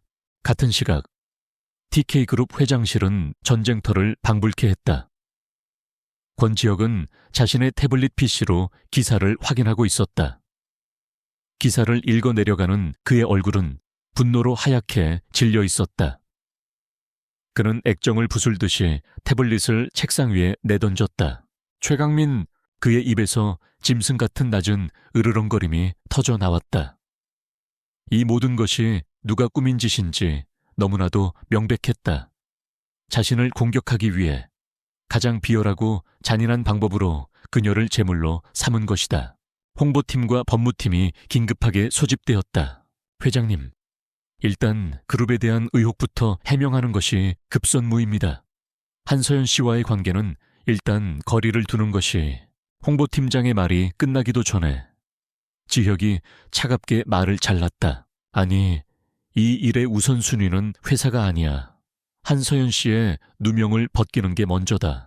회의실에 있던 모든 임원들이 놀란 눈으로 그를 쳐다보았다. 그룹 전체가 위기에 빠진 상황에서 회장이 개인적인 문제에 회사의 모든 역량을 쏟아붓겠다고 선언한 것이었다. 이건 나 때문에 벌어진 일이야. TK그룹의 모든 자원을 동원해 언론을 움직이고 최고의 변호인단을 꾸려 기사를 쓴 기자부터 배우 세력까지 전부 찾아내 한서연 씨의 명예를 더럽힌 모든 것들을 대가를 치르게 만들겠다. 그의 선언은 절대적이었다. 그는 즉시 서연에게 전화를 걸었다. 하지만 그녀는 받지 않았다. 당연했다. 그녀에게 자신은 이제 재앙의 근원일 뿐이었다. 지켜주겠다던 약속은커녕 자신의 존재 자체가 그녀의 삶을 파괴하는 독이 되어버렸다. 그는 주먹을 세게 쥐었다. 손톱이 손바닥을 파고드는 고통보다 그녀가 겪고 있을 고통을 생각하니 심장이 찢어지는 듯했다. 그날 밤 서연은 텅 빈 자신의 작은 아파트에 홀로 앉아 있었다. 세상의 모든 소음이 차단된 듯한 정막 속에서 그녀는 인터넷에 떠도는 자신에 대한 악의적인 댓글들을 하나하나 읽어 내려갔다. 재벌에게, 이웃을 팔아넘긴 배신자, 의료인의 수치, 날카로운 글자들이 그녀의 심장을 난도질했다. 그녀가 목숨 걸고 지켜왔던 모든 것이 한순간에 부정당했다. 눈물이 뺨을 타고 흘러내렸지만 그녀는 소리내어 울지도 못했다. 같은 시각 도시의 가장 높은 곳에 위치한 권지역의 펜트하우스. 그 역시 잠들지 못하고 있었다. 그는 휴대폰 너머 응답 없는 그녀의 이름을 하염없이 바라보았다.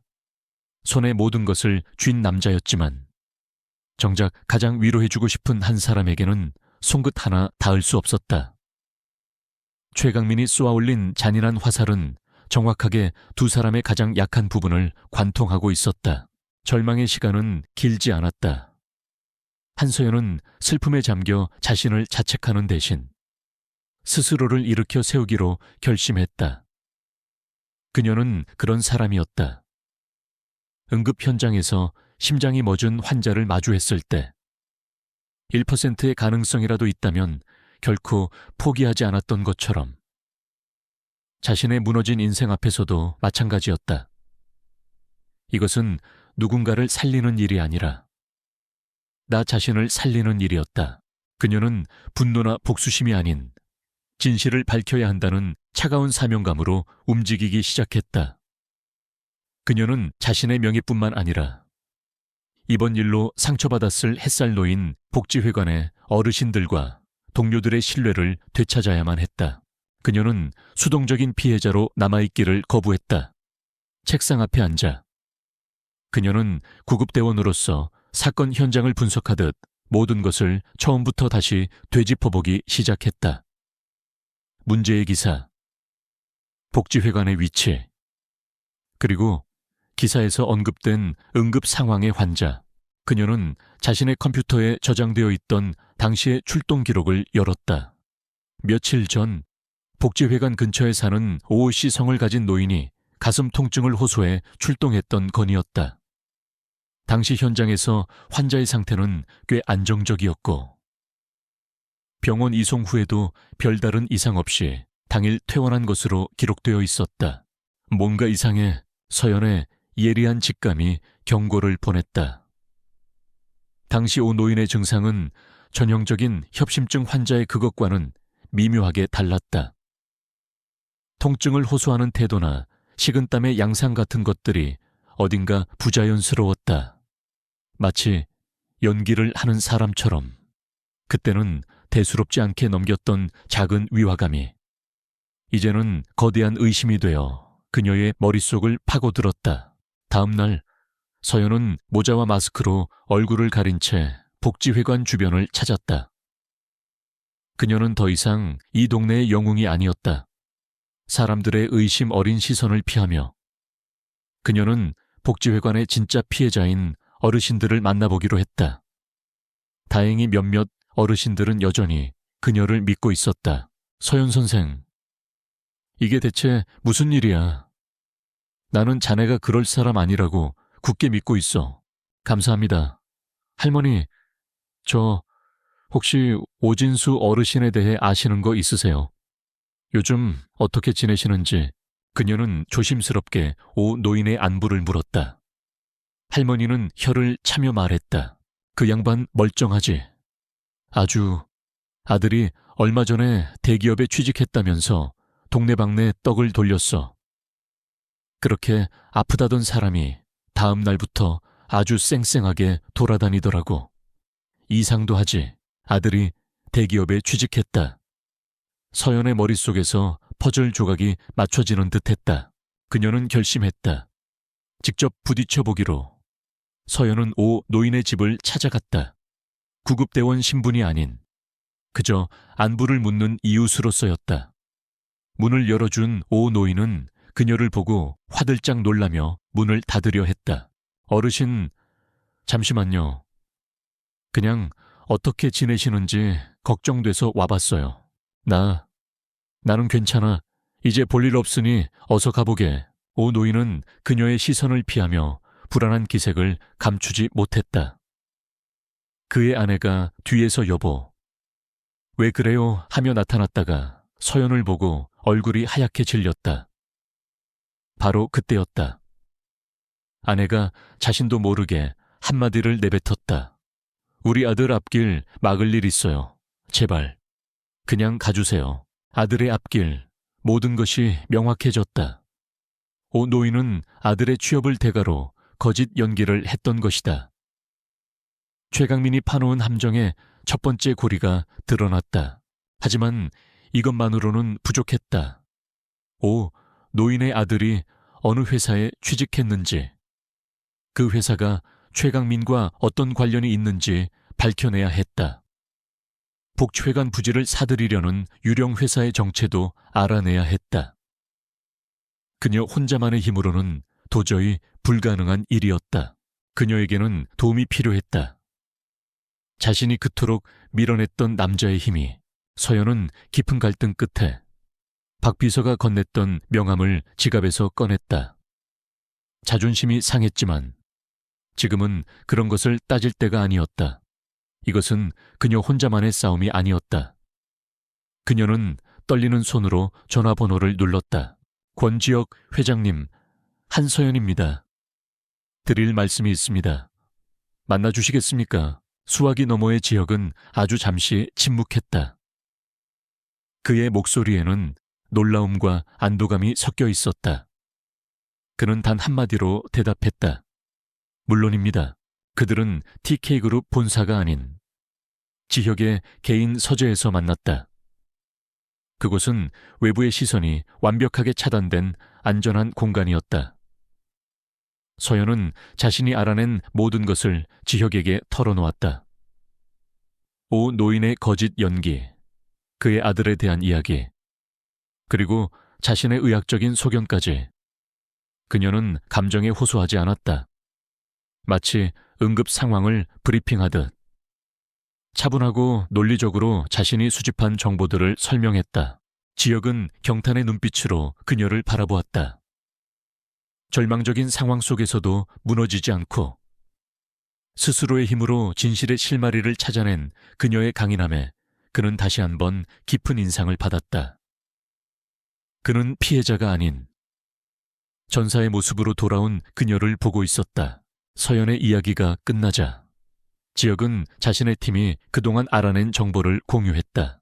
최강민이 복지회관 부지를 매입하기 위해 내세운 회사는 서류상으로만 존재하는 유령 회사입니다.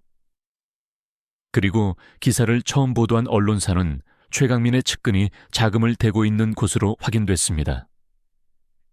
이제 한서연 씨가 가져온 정보와 합치면 그는 서재 한쪽에 있는 거대한 화이트보드 앞으로 갔다. 그는 서연이 말한 오 노인의 이름과 최강민, 유령 회사, 언론사의 관계를 선으로 잇기 시작했다. 흩어져 있던 점들이 하나의 거대한 그림으로 완성되고 있었다. 최강민의 추악한 음모에 전체적인 윤곽이 드러났다. 처음으로 두 사람은 적이 아닌 동맹으로 마주보고 있었다. 서로의 세계를 비난하고 밀어내는 대신 각자의 강점을 합쳐 공동의 적과 맞서고 있었다. 지혁은 펜을 내려놓고 서연을 돌아보며 물었다. 그의 목소리에는 이제 명령이 아닌 존중과 신뢰가 담겨 있었다. 이제 어떻게 하면 좋겠습니까? 한서연 씨, 그는 그녀를 더 이상 보호해야 할 연약한 대상으로 보지 않았다. 이 싸움을 함께 이끌어갈 동등한 파트셔너로 인정하고 있었다. 서연은 흔들림 없는 눈빛으로 화이트보드를 응시하며 대답했다. 우선 오진수 씨의 입을 열게 만들어야 합니다. 그분의 양심에 호소해서 모든 것을 증언하게 만들어야 해요. 화이트보드 앞 두 사람의 그림자가 길게 겹쳐졌다. 어둠 속에서 방역을 준비하는 두 사람의 모습이었다. 더 이상 그들 사이에 있던 불신과 오해의 강은 보이지 않았다. 공동의 목표와 서로에 대한 새로운 존중이 그들 사이에 단단한 다리를 놓아주고 있었다. 복수는 시작되었다. TK그룹의 긴급 이사회 소집일. 회의실의 공기는 유리처럼 팽팽하고 차가웠다. 타원형의 거대한 테이블을 둘러싼 이사들의 얼굴에는 각기 다른 계산과 불안감이 교차했다. 이 자리는 사실상 그룹의 미래를 결정할 전쟁터였다. 회의를 소집한 최강민은 의장석에 앉아 자신감 넘치는 미소를 짓고 있었다. 그는 이미 대부분의 이사들을 자신의 편으로 포섭했다고 확신했다. 권지혁의 추락은 기정사실이었고 이제 남은 것은 그를 공식적으로 끌어내리는 절차뿐이었다. 권지혁은 박 비서와 함께 약속된 시간에 맞춰 회의실에 들어섰다. 그는 여전히 지팡이에 몸을 의지하고 있었지만 그의 걸음걸이는 흔들림이 없었고 표정은 깊이를 알 수 없는 호수처럼 고요했다. 그 모습에 몇몇 이사들의 눈빛이 미세하게 흔들렸다. 최강민이 먼저 입을 열었다. 그의 목소리는 우려와 걱정으로 가득 찬 연기자의 그것처럼 위선적이었다. 이사님들, 오늘 이렇게 긴급하게 모시게 된 것은 우리 TK그룹이 창립 이래 최대의 위기에 직면했기 때문입니다. 주가는 폭락하고 그룹의 이미지는 땅에 떨어졌습니다. 이 모든 혼란의 중심에는 유감스럽게도 권지혁 회장님의 독단적이고 사적인 문제가 자리 잡고 있습니다. 그는 준비한 자료들을 화면에 띄우며 열변을 토했다. 한서연이라는 구급대원 한 명에게 꽂혀 회사의 공적인 자원을 낭비하고 결국 그룹 전체를 위기로 몰아넣은 권지혁의 무능과 판단력 상실을 조목조목 비난했다. 그는 연설의 마지막에 비장한 표정으로 외쳤다. 그룹을 위해 우리는 결단을 내려야 합니다. 저는 오늘 이 자리에서 권지혁 회장에 대한 해임안을 긴급 발의하는 바입니다. 회의실은 술렁였다. 최강민은 승리를 예감하며 의기양양하게 지혁을 쳐다보았다. 권지혁은 아무런 표정 변화 없이 그의 말을 끝까지 듣고 있었다. 그리고는 나지막이 입을 열었다. 최 전무의 연설. 아주 감동적이군. 하지만 그 연설은 몇 가지 중요한 사실들을 빠뜨린 것 같아. 그는 박 비서에게 눈짓을 보냈다. 박 비서는 회의실 중앙에 대형 스크린에 영상 하나를 띄웠다. 화면에 나타난 것은 초췌한 모습의 오진수 노인이었다. 그는 카메라 앞에서 고개를 숙인 채 떨리는 목소리로 모든 것을 고백하기 시작했다. 저는 거짓말을 했습니다. TK그룹 최강민 전무님의 사람으로부터 아들의 정규직 채용을 약속받고 가슴 통증 연기를 했습니다. 한서연 구급대원님은 아무런 잘못이 없습니다. 제가 죽일 놈입니다.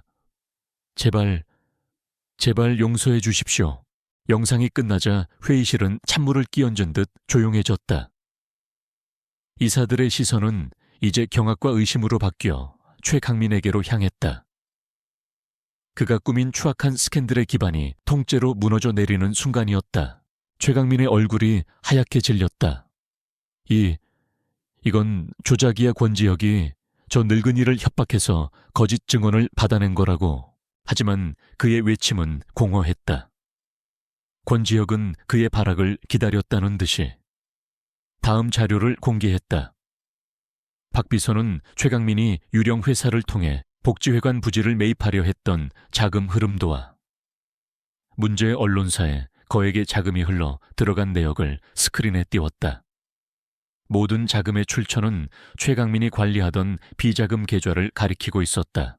거짓말, 전부 날 음해하려는 모함이야. 최강민은 자리에서 벌떡 일어나 고함을 질렀다. 하지만 그의 편에 서 있던 이사들조차 이제는 그를 외면하기 시작했다. 권지혁은 천천히 자리에서 일어났다. 지팡이가 바닥을 툭 하고 울렸다. 회의실의 모든 시선이 그에게 집중되었다. 그의 목소리는 얼음처럼 차가웠지만 그 안에는 용암 같은 분노가 들끓고 있었다. 나는 궁금했어. 최 전무가 어째서 이렇게까지 무리한 수를 두면서 나를 끌어내리려 했을까? 그래서 모든 것을 처음부터 다시 파헤쳐보기 시작했지. 모든 것의 시작이었던 나의 교통사고부터. 지혁의 말에 최강민의 눈빛이 경련을 일으켰다. 사고 현장 주변을 지나던 트럭의 블랙박스 영상을 입수했다. 그리고 내 차를 정비했던 정비공도 만났지. 그는 아주 흥미로운 이야기를 들려주더군. 지혁의 말이 끝나기가 무섭게. 스크린에는 새로운 영상이 재생되었다. 폭풍우가 몰아치던 인왕산 도로. 권지혁의 차 뒤에서 달리던 트럭의 블랙박스 영상이었다. 영상 속에서 반대편 차선에서 달려오던 검은색 세단 한 대가 중앙선을 넘어 의도적으로 지혁의 차를 들이받는 장면이 똑똑히 찍혀 있었다. 단순한 사고가 아닌 명백한 살인 시도였다. 이어서 한 정비공의 녹취 파일이 회의실에 울려 퍼졌다. 초에 전무님의 사람이 거액의 돈을 주면서 권 회장님 차의 브레이크 라인에 손을 좀 보라고 했습니다. 죄송합니다. 정말 죄송합니다. 회의실은 이제 경악을 넘어 공포에 휩싸였다. 이것은 단순한 경영권 다툼이 아니었다. 그룹을 차지하기 위해 회장을 살해하려 한 끔찍한 범죄였다. 모든 것이 끝났다. 최강민은 완전히 무너져 내렸다. 그는 넋이 나간 사람처럼 의자에 주저앉아 거짓말이야. 전부 거짓말이야 라고 중얼거릴 뿐이었다. 그의 화려했던 야망과 자신감은 산산조각 나 있었다. 권지혁이 그에게 마지막 선고를 내렸다. 이 모든 증거 자료는 이미 검찰에 넘어갔다. 아마 지금쯤이면 검사들이 널 만나기 위해 이 건물 앞에서 기다리고 있을 거야. 그의 말이 끝나기 무섭게 회의실에 두꺼운 문이 열렸다. 들어온 것은 검사가 아닌 TK그룹의 보안 요원들이었다. 권지혁은 외부의 힘이 아닌 자신의 힘으로 이 모든 것을 끝내고 싶었다.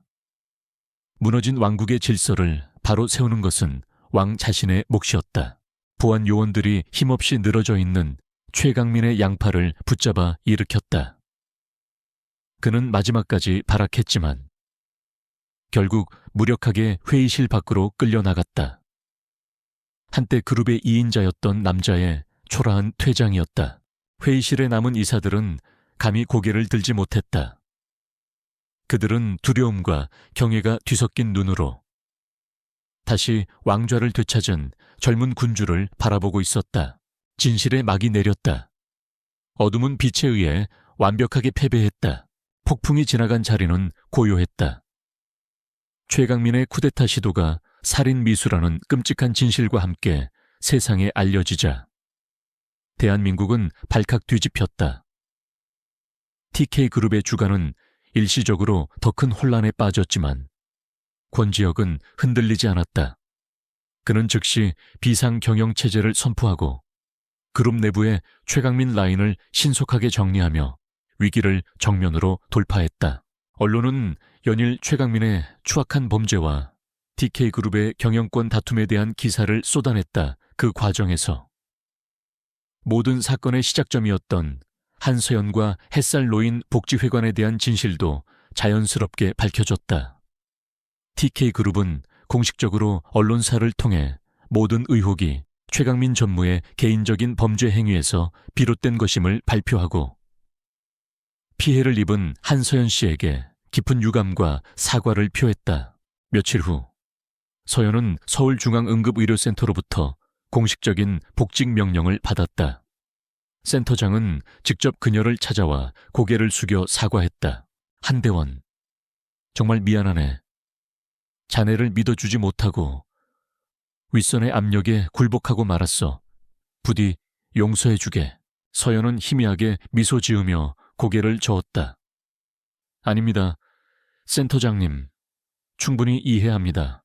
그녀가 다시 자신의 일터로 돌아온 날, 동료들은 마치 영웅의 귀환처럼 그녀를 뜨겁게 맞이해 주었다.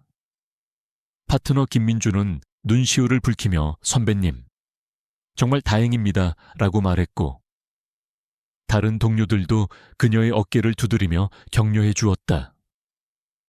잃어버렸던 신뢰와 명예가 제자리로 돌아오는 순간이었다.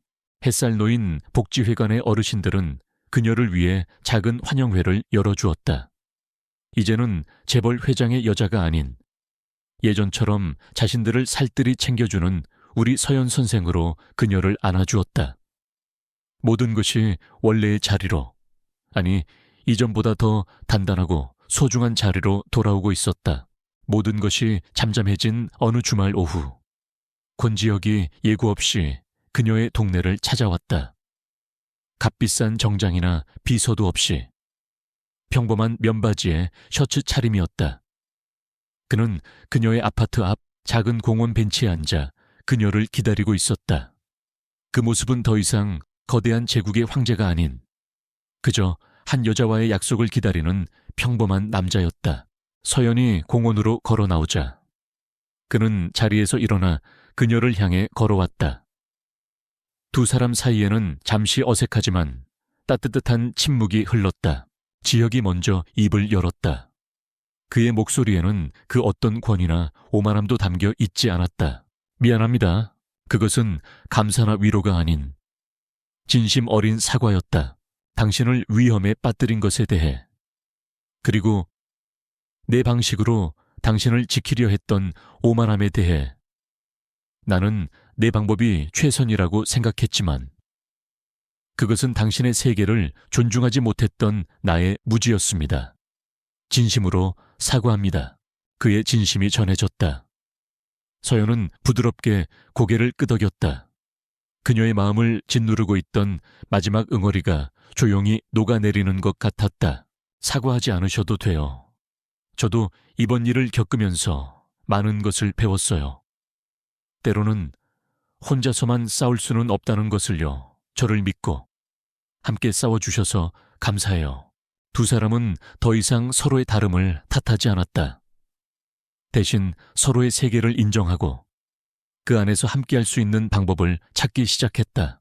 지혁은 자신이 구상하고 있는 계획에 대해 이야기했다. TK그룹이 햇살 놓인 복지회관 부지를 공식적으로 매입하되 그곳에 상업시설이 아닌 최첨단 의료시설을 갖춘 시립복지타운을 건설해 기부 체납하겠다는 계획이었다. 그리고 이 프로젝트의 의료부문 자문위원으로 한서연 씨가 맡아주셨으면 합니다. 현장의 목소리를 가장 잘 아는 전문가의 도움이 절실합니다. 그것은 일방적인 시혜가 아닌 동등한 파트너로서의 제안이었다. 그녀의 전문성을 존중하고 그들의 세계를 긍정적인 방향으로 연결하려는 그의 노력이었다. 서연은 망설임 없이 미소 지으며 대답했다. 네. 기꺼이 몇 주 후 완연한 가을 날씨의 어느 날 지역의 차가 낯익은 산길을 달리고 있었다. 그들이 처음 만났던 인왕산 외곽도로였다. 폭풍우가 몰아치던 그날 밤과는 달리 오늘은 눈부신 햇살이 나무십 사이로 쏟아져 내리고 있었다. 차는 사고가 났던 바로 그 지점 근처에 멈춰 섰다. 두 사람은 차에서 내려 갓길에 섰다. 가드레일은 새로 교체되었지만 거대한 참나무에는 여전히 그날의 흉터가 희미하게 남아 있었다. 지역이 흉터가 남은 나무를 바라보며 조용히 말했다. 여기였군요. 내 이전의 인생이 끝나고 새로운 인생이 시작된 곳.